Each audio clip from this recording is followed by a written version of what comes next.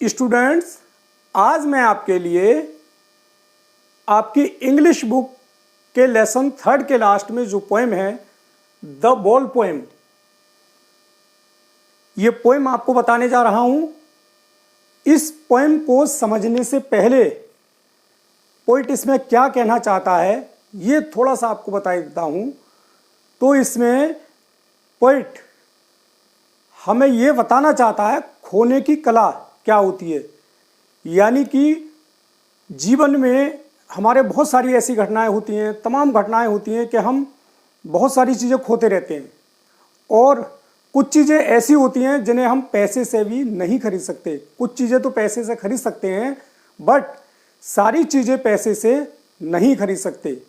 तो इसमें पॉइंट वही बताना चाह रहा है कि वही हमें खोना भी सीखना होगा, हमें खोने की कला भी सीखनी होगी। बहुत सारी प्रिय वस्तुएं हम अपनी खोते रहते हैं और वो हमको सीखना होगा।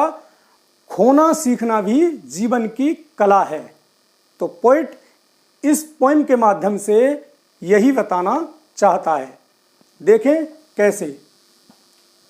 What is the boy now who has lost his ball? What is he to do? I saw it go, merrily bouncing down the street, and then merrily over. There it is in the water. Poet क्या कहता है? What is the boy now who has lost his ball?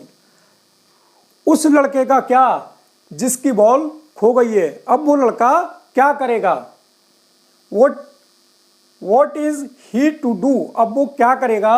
I saw it go. मैंने उसको देखा है जाते हुए। merrily bouncing, खुशी से उछलते हुए। down the street, और गली में जाते हुए, खुशी से उछलते हुए गली में जाते हुए। and then merrily over, there it is in the water, और फिर क्या हुआ? वो पानी में चली गई। यानी कि बच्चा बॉल उछाल रहा था, बॉल से खेल रहा था और बॉल उछलती हुई गली में गई और फिर वो पानी में चली गई। नेक्स्ट स्टेंजा देखें।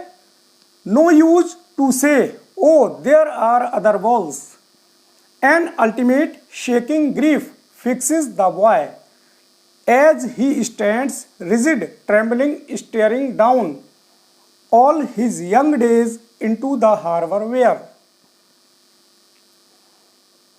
अब इसमें पोइट कहता है कि भाई no use to say O there are other balls. Poet कहता है कि भाई इस बात का बच्चे से कहने का कोई अर्थ नहीं है कि भाई तू दूसरी बॉल ले ले। N ultimate shaking grief fixes the boy, और बच्चा बॉल खोने से एकदम जड़वत हो गया है, यानी कि एक जगह खड़ा हुआ है और बड़ा सुस्त खड़ा हुआ है।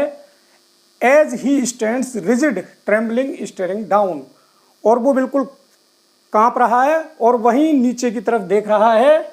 All his young days into the harbour where, और अब उसको बंदरगाह पर खड़े हुए अपने बचपन के दिन याद आ रहे हैं। नेक्स्ट स्टेंजा देखिए इसका।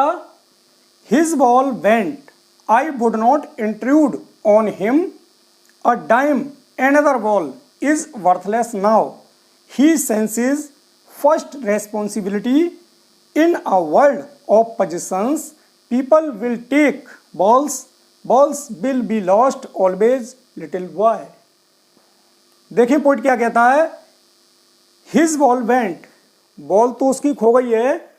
I would not intrude on him. अब पोइट कहता है कि भाई मैं उसके साथ अनावश्यक हस्तक्षेप नहीं करूंगा कि भाई अ डाइम, डाइम कहते हैं जो यूएस डॉलर होता है उसमें उसके जो सिक्के होते हैं सेंट, तो 10 सेंट का एक डाइम होता है। तो वो कहता है कि भाई दूसरी बॉल ले ले, पैसे से दूसरी बॉल ले ले। मैं उससे ये नहीं कहूँगा इज बर्थलेस, ये कहना उससे बेकार है।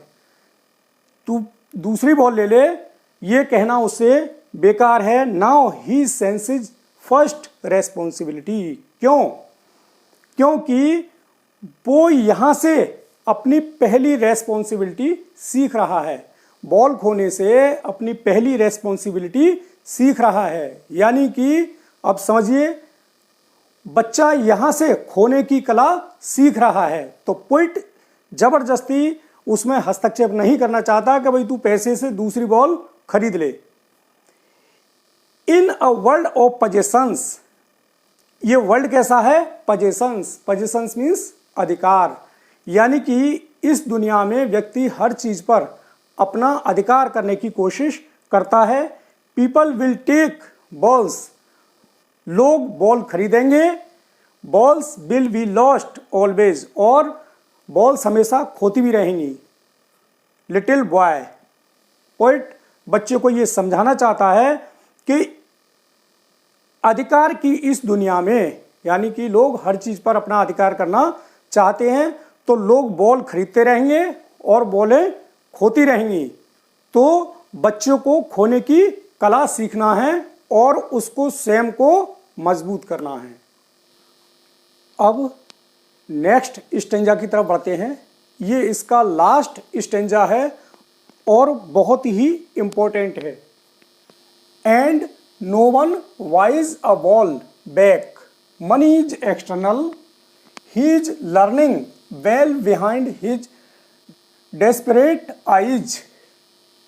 The epistemology of loss, how to stand up, knowing what every man must one day know, and must know many days how to stand up. पहले इसके कुछ वर्ड्स को देखते हैं। तो पहला देखते हैं, मनी इज एक्सटर्नल। इसमें पोइट ज़्यादा ही आध्यात्मिक हो जाता है। वैसे तो पूरी पोइम में ही आध्यात्मिक है, लेकिन इस स्टेंजा में पोइट ज़्यादा ही आध्यात्मिक हो जाता है। और वो क्या कहता है कि मनी इज एक्सटर्नल। इस लाइन को पहले ऐसे समझिए कि बहुत सारे लोगों को आपने कहते हुए सुना होगा कि पैसे से बहुत कुछ खरीद सकते हैं लेकिन सब कुछ नहीं खरीद सकते। तो वही चीज़ यहाँ पोइट समझाना चाहता है कि मनी इज एक्सटर्नल। मनी यानी कि धन बाह्य वस्तु है। धन से आप बहुत कुछ खरीद सकते हैं लेकिन सब कुछ नहीं खरीद सकते। अब सपोज करिए कि आपके ऊपर वाला ना करे, लेकिन एक दिन सबके साथ ऐसा होता है। सपोज करिए कि आपके दादाजी खत्म हो गए, तो आप दूसरे दादाजी को पैसे से नहीं खरीद सकते। तो पैसे से बहुत कुछ खरीद सकते हैं लेकिन सब कुछ नहीं खरीद सकते। तो यहाँ पोइट यही चीज़ बताना चाहता है कि जो हमारी प्रिय चीज़ें हैं वो धीरे धीरे लॉस होती रहती हैं, और हमें उनका सामना कैसे किया जाए, उस लॉस का सामना कैसे किया जाए, यही पोइट हमको बता रहा है। दूसरे है डेस्परेट आइज। डेस्परेट आइज का मतलब है निराश आंखें। नेक्स्ट है स्टैंड अप। देखो स्टैंड अप मीन्स खड़े होना, हम कहते नहीं स्टैंड अप, खड़े हो जाओ। तो हाउ टू स्टैंड अप का यहाँ पर मतलब है कि कैसे संभला जाता है। कहते नहीं कि भाई अपने पैरों पर खड़ा हो गया है, यानी कि संभल गया है व्यक्ति। तो हाउ टू स्टैंड अप यानी कि कैसे संभला जाता है। अब देखिए इसका मीनिंग देखिए, पूरा अर्थ देखिए। And no one buys a ball back, कोई भी बॉल को वापस नहीं ला सकता। उसी बॉल को कोई भी दोबारा नहीं खरीद सकता जो खो चुकी है। मनी इज एक्सटर्नल, धन जो है बाहरी वस्तु है। ही इज लर्निंग, वो सीख रहा है, बच्चा सीख रहा है। Well being his desperate eyes, अपनी निराश आंखों के पीछे वो उस खोने की कला को सीख रहा है। निराश तो है लेकिन अंदर ही अंदर महसूस कर रहा है कि भाई अब खो तो गई, अब कैसे समझा जाए। The epistemology of loss. Epistemology होता है ज्ञान शास्त्र। क्या सीख रहा है वो? खोने का ज्ञान शास्त्र सीख रहा है। और हाउ टू स्टैंड अप, और अब उससे कैसे संभला जाए ये सीख रहा है।